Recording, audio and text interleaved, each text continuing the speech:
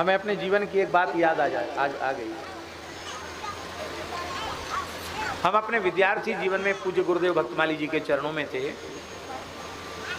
तो एक महात्मा, वेश तो उनका महात्मा का ही है, आज भी है, वो इतनी अधिक ईर्ष्या करते थे, इतनी अधिक ईर्ष्या करते थे कि हमने आज तक कभी कुछ बोला नहीं, आज पहली बार बोल रहा हूं। वो इसी कोशिश में 24 घंटा रहते थे कि किसी तरह से इतना परेशान करें इसको, भाग जाए यहां से, निकल जाए यहां से, भाग जाए। गाली देना, प्रहार कर देना, ये तो सामान्य बात थी, चाहे जब पीट देना, चाहे जैसी गंदी भद्दी गाली दे देना। मेरा पक्ष वहां कौन ले, हम एक तरफा सहन करते थे।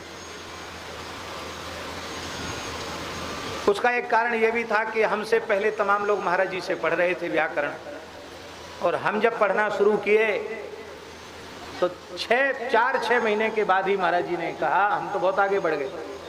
आपको सुनकर आश्चर्य होगा, शायद लोग विश्वास नहीं करेंगे। हमने जब व्याकरण पढ़ना आरंभ किया तो अर्थ सहित एक दिन में संज्ञा प्रकरण कंठस्थ किया, 2 दिन में अच्छ-संधि, वृत्ति सूत्र अर्थ सहित, 2 दिन में हल संधि, 1 दिन में विसर्ग संधि। तो हमारा तो भुआदी में पाठ चला गया, 4 महीने में तो भुआदी में पाठ चला गया हमारा। महाराज जी कहते थे पंडित जी तो लगता पढ़े पढ़ाया है, केवल छूना पड़ रहा पोथी को। अब व्याकरण तो बड़ा कठिन विषय है, तो जो बेचारे 1-2 साल से पढ़ रहे थे उनके लिए महाराज जी कहते अब पंडित जी से पढ़ लेना, तो उनको तो बेइज्जती हो गई। जो 2 साल से पढ़ रहा है वो 4-6 महीना पहले आया, उसको कहते उससे पढ़ लो।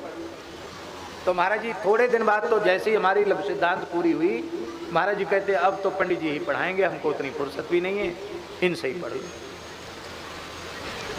तो वो जो हमसे चिढ़ते थे उनको भी महाराज जी ने यही कहा अब तो हमको समय नहीं है, बहुत अच्छे तरीके से पंडित जी पढ़ाते हैं, इनसे पढ़ लो। तो हम पढ़ाने लगे। महाराज जी ने कहा इनको पढ़ा दो, हम उदास हैं, इनको पढ़ा दो। मैंने कहा ठीक है, पढ़ा देते हैं। हमने को ये कहना चाहिए था कि महाराज जी फूटी आंख तो हमको देखता नहीं, चाहे जितनी गंदी भद्दी गाली देता है, कई बार हाथ भी छोड़ देता है, और कोई हमारे पक्ष से आप भी कुछ नहीं बोलते हो, ये हमको कहना चाहिए, लेकिन ये मर्यादा नहीं कि गुरु जी से ऐसा बोले। तो हमने तो जो आज्ञा कहा ठीक है आपकी जय जो आज्ञा, महाराज जी की आज्ञा से हम उनको पढ़ाने लगे। तो पढ़ाने वाला ये बात कहता है, उससे पढ़ने वालों को बुरा नहीं मानना चाहिए, समझे। अब जैसे मान लो आप ही हमसे कुछ पढ़ रहे हो, उम्र में हमसे बड़े हो, और हम आपको कह दें समझे, तो आपको बुरा नहीं लगना चाहिए कि भाई ये तो हमसे छोटे हैं और हमको कहते समझे। अरे पढ़ाने वाला समझे ये नहीं कहेगा तो कौन कहेगा।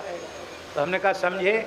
इतना सुनते ही लोहे की छड़ पास में पड़ी थी, उठाकर पीठ पर हमारे दे मारी।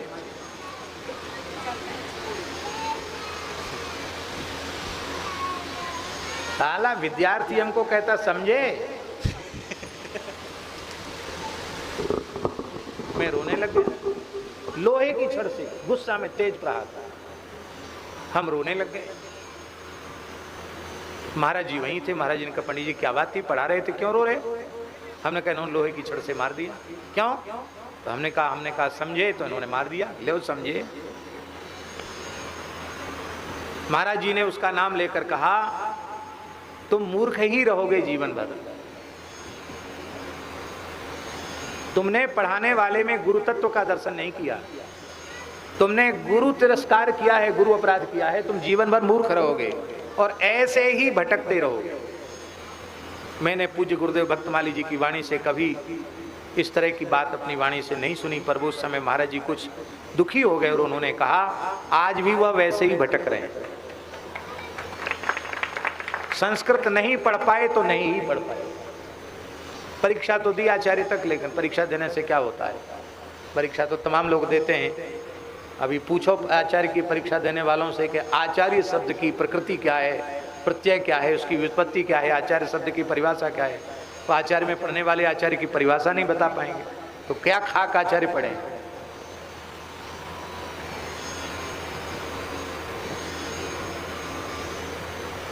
तो प्रहार कर दिया।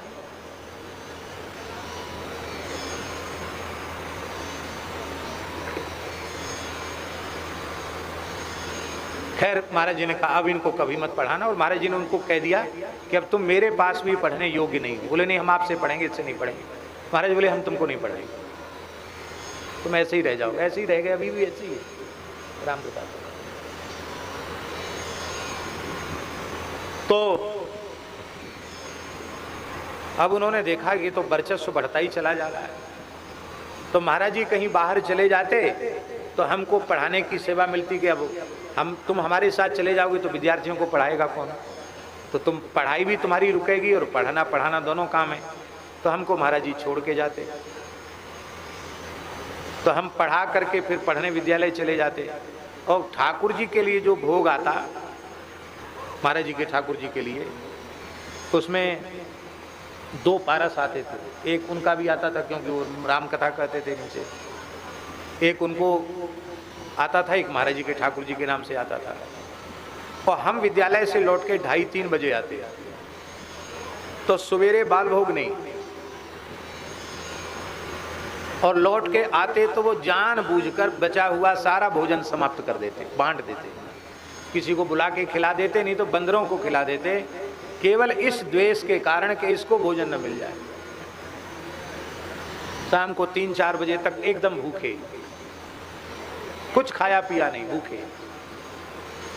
धर्मसंघ के गुरुजी से पढ़ के आते, पहले रंगलक्ष्मी पर धर्मसंघ गुरुजी से पढ़ के आते, तब तक 2:30-3 बज जाता।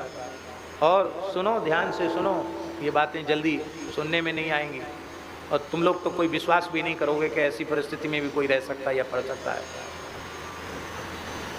3 बजे तक भूखे, और पहुंचते ही कम से कम 25-30 विद्यार्थी पढ़ने बैठे, क्योंकि सब को पता रहता था पढ़ के आएंगे, तब जो सवेरे पढ़ गए वो सवेरे पढ़ गए, शाम को पढ़ने वाले आ गए। 3 बजे हमारे आने के पहले विद्यार्थी बैठे हुए, तो हम प्रसाद होता तो पहले प्रसाद पा लेते, फिर पढ़ाने बैठ जाते। अब प्रसाद नहीं है, देखा झांका ताका कुछ नहीं है, तो खाली पानी पी करके फिर उन बच्चों को पढ़ाने लग जाते। फिर पढ़ा के चले जाते, स्नान करने, संध्या करते, फिर खाक चौक जाते। तो महाराज जी कभी 1 रोटी, क्यों वहाँ ग्यारू ऐसी देते थे महाराज जी कम, क्योंकि साधन करना है, 1 रोटी, आधी रोटी या थोड़ा आधा गिलास दूध दे देते। आप सोचो, दिन भर मेहनत करनी है और 24 घंटे में आधा गिलास या आधी रोटी दूध मिले, और कभी वो भी न मिले, तो समस्या है कि नहीं। 4-6 दिन भी महीने में हो जाए तो कितनी समस्या है। पर हमने श्री गुरुदेव भगवान के चरण नहीं छोड़े, चाहे जैसी परिस्थिति हो। तो एक दिन ऐसा हुआ कि उन महानुभाव ने हमको इतनी जोर से धक्का दिया, बिना अपराध के, बिना कारण के, कि मेरा माथा दीवार से टकराया और दीवार में गुम पड़ गया, माथे में गुम पड़ गया। गुम पड़ जाता, लील परना कहते हैं बुंदेली में, है लील कहते ना, लील पर गो, माथे में लील पर गया, गुम हो गया। और शाम का समय था, पूज्य गुरुदेव भक्त माली जी बाहर बैठे थे, तो छत के ऊपर, गर्मी का समय था, उनके सामने की घटना है। हमने महाराज जी से रोते हुए कहा कि महाराज जी आप यहाँ बैठे हो और आपके सामने इसने बिना अपराध के झूठी बात कहता कि ये कुल्ला कर रहे थे, इनके कुल्ला का पानी मेरे ऊपर चला गया। हम कुल्ला करें तो आपके ऊपर तो पानी जा सकता है, और हमारी पीठ पीछे 5 हाथ दूर खड़ा आदमी वो कहे कि ये कुल्ला कर रहे थे, वहाँ चला गया पानी, कितनी झूठी बात है भाई। कुल्ला सामने किया जाता, पीछे कैसे पानी चला गया, एकदम झूठी बात थी। पर झूठी बात पर पिटाई किया कि महाराज जी अब तो आपको न्याय करना पड़ेगा, क्योंकि अब तक तो हम कुछ बोले नहीं, लेकिन अब हम बहुत दुखी हो गए, पानी यहाँ के ऊपर चला गया, अब तो आपको न्याय करना पड़ेगा। महाराज जी बोले ये संतों का स्थान है, विद्यार्थियों का स्थान नहीं है। तुम्हें कोई शिकायत है तो सुदामा दास जी के पास जाकर करो। या और किसी के पास करो, साधु अच्छा बुरा कुछ भी करे, हमको टोकने का अधिकार नहीं। तो हम तो तुमको यही कहेंगे कि ब्राह्मण का बल है क्षमा। तुम ब्राह्मण हो, तुम्हें क्षमा करना चाहिए। साधु का धर्म है तितिक्षा, सहनशीलता, सहन करो, एक तरफा सहन करो। न्याय का विभाग भगवान के हाथ में रहने दो, अपने हाथ में मत लो। इसलिए द्वेष मत रखो किसी से, मन में प्रसन्न रहो। और क्या हो गया, कोई पाप था वो कट गया, दुख होता है अपने ही किसी पाप का परिणाम है, यही मन में सोचकर संतोष करो। हमने कहा महाराज जी ये ज्ञान हमको इस समय बिल्कुल भी पच नहीं रहा है। आप जो कुछ कह रहे हैं आप बिल्कुल ठीक कह रहे हैं, लेकिन हमको इस समय हम बहुत दुखी हैं। आपके चरण छोड़कर, पढ़ाई छोड़कर हम जा नहीं सकते, और ये मेरे पीछे इतने पड़े हैं कि हमको यहाँ 1 मिनट रहने नहीं देना चाहते। तो हमने कहा अब हम किसी से नहीं कहेंगे, अब हम भगवान से ही कहेंगे। तो हम नीचे, सुदामा कुटी की बात है, नीचे हनुमान जी का मंदिर, तो हम हनुमान जी के पास चले गए। मैंने कि हम रोज़ पाठ करते हैं, जय जय जय हनुमान गुसाई, कृपा करहु गुरुदेव की नाई। तो गुरुदेव तो मौन है, वो तो क्षमा गुण के समुद्र में कुछ बोलना नहीं। अब आपके हाथ में मुष्टिका है, गदा है, आप कृपा करके न्याय करो, हम तो यहाँ से भागेंगे नहीं, इसी को किनारे करो। मैं हनुमान जी से अर्जी लगा के आया, थोड़ा देर रोया वहाँ बैठ के, और हनुमान जी से फिर मन हल्का हो गया रोने से। और हनुमान जी का दरबार कितना चमत्कारी है, रात को रोए थे, दूसरे दिन फैसला हो गया। फैसला क्या हुआ, खपाटिया कुंज के पास उन महात्मा ने कोई जमीन खरीदी थी, उसमें मल्लाहों का कब्जा था। मल्लाह जानते हो ना, केवट, केवट मल्लाह, धीमर, रैंकवार भी कहते हैं ना, उनका कब्जा था। तो ये गए वहाँ अपनी बाउंड्री फाउंड्री कुछ करने के लिए, रजिस्ट्री तो करवाई ली थी। उन्होंने किया, भयंकर पिटाई किया, हमको पीटा। तो हनुमान जी ने कहा हम मल्लाहों से पिटवा देते हैं तुमको। अच्छी धुनाई हुई, जोर की पिटाई हुई, और वो जमीन पर पैर ही नहीं रख पाए, धरे रहो लिखा पड़ी। एक कहावत है ना, गुंड बड़ो परमेश्वर थे, उनसे किसकी पेश चलेगी। वो कुछ नहीं हुआ, जमीन भी कुछ नहीं, हाथ में जमीन पर कोई कब्जा ही नहीं हो पाया। और इतना ही नहीं, उन्होंने पीटा भी, और वो सब के सब झुंड, जमुना किनारे की मल्ला, वो सब के सब लाठी ले लेके आश्रम में हो रहा है झगड़ा करने के लिए। श्री सुदामा दास जी ने कहा उन संत से कि अब तुम इस स्थान से चले जाओ। क्यों, झगड़ा जिनको बाहर ब्रजवासियों का झगड़ा जो लेके आवे, उनको हम स्थान में नहीं रख सकते, यहाँ रोज झगड़े होंगे, तुम जाओ। बोले अभी हम इतनी जल्दी जा नहीं सकते, बोले अपना सामान 1-2 दिन में बांध लो, तीसरे दिन यहाँ से चले जाना। तो महाराज जी ने कहा, मल्लाहों को कहा कि इनको हमने भगा दिया, आप यहाँ झगड़ा मत करो, 1-2 दिन में यहाँ से चले जाएंगे। जहाँ जहाँ लिया वहाँ वहाँ झगड़ा हुआ, कहीं वो काबिज नहीं हो पाए। अंत में हमारे पास एक बार आए, हमसे बोले कि पता नहीं किसका श्राप लगा है, हम कहीं भी वृंदावन में कुटिया नहीं बना पा रहे हैं। अब हम जमीन खरीद रहे हैं, आप शिलान्यास कर देना तो शायद ठीक हो जाएगा। तो मैंने कहा बिल्कुल हम करेंगे शिलान्यास, कुछ पैसा भी दे देंगे, कोई बात नहीं, हमारे मन में कोई गांठ नहीं कि तुमने हमारे साथ ऐसा किया। तो हमने शिलान्यास भी किया, और उनके उस स्थान का नाम भी रखा शालिग्राम कुटी।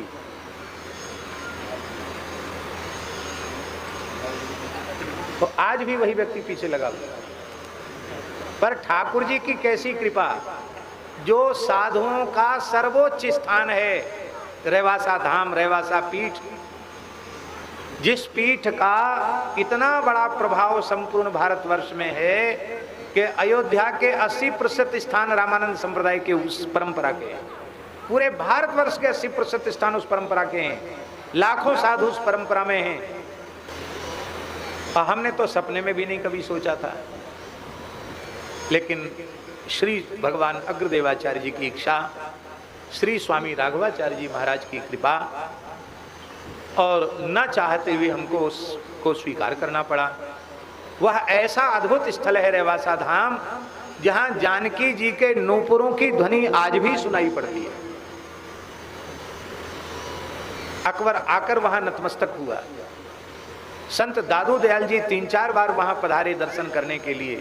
गोस्वामी तुलसीदास जी 4 महीने वहां विराजे। गुरु नानक देव जी 1.25 महीना वहां विराजे। गुरु गोविंद सिंह देव जी वहां पधारे और अंतिम इस परवर्ती काल में स्वामी विवेकानंद जी भी वहां आए। वल्लभाचार्य महाप्रभु एक रात्रि वहां निवास किए। रामानंद संप्रदाय के 14 द्वारे वहां से निकले। मलुपीठ भी वहीं से निकला हुआ स्थान है। राम स्नेही परंपरा की 2 आचार्य पीठ वहां से निकली। निरंजनी संप्रदाय वहां से निकला। ऐसा अद्भुत दिव्य स्थान, और वह स्थान ही जो हमसे विरोध रखते हैं, उनके गुरुजी किसी समय में उस स्थान पर थे।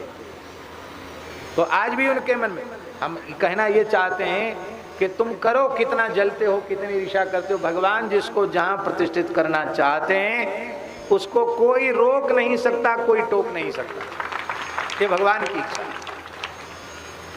तो हमारे कहने का प्रयोजन यह है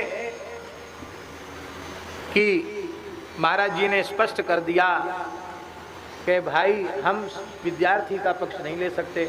तुम साधु होते तो हम तुम्हारा पक्ष लेते। ये विद्यार्थियों का स्थान नहीं है, ये तो साधुओं का स्थान है। तुम्हें शिकायत हो तो महंत से जाकर कहो, हम तो खुद ही अभ्यागत हैं।